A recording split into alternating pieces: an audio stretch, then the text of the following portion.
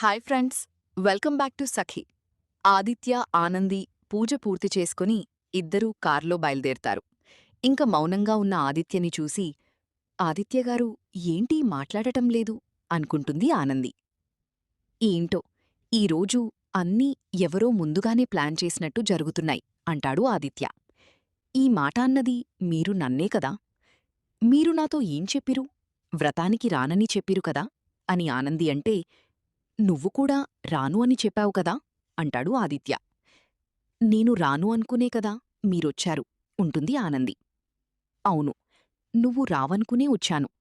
అప్పటికి రాకూడదని అనుకున్నాను. కిరణ్ ఫోన్ చేశాడని రావాల్సొచ్చింది.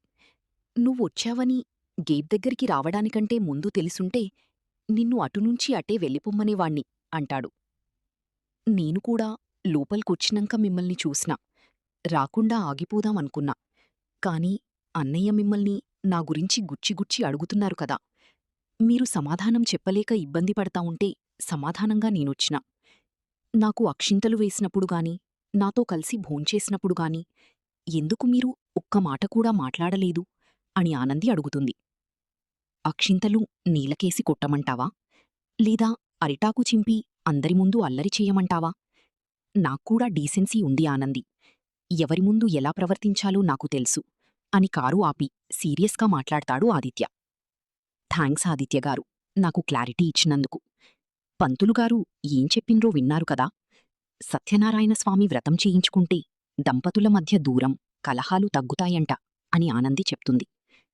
మన మధ్య కలహాలు దేవుడు పెట్టలేదు, నీవల్ల వచ్చాయి అంటాడు ఆదిత్య. కలహాలు దేవుళ్లకే తప్పలేదండి. మనం ఎంత చెప్పండి, ఒక్కొక్క పాలి చిన్న చిన్న అపార్థాలే పెద్ద గొడవలవుతాయి.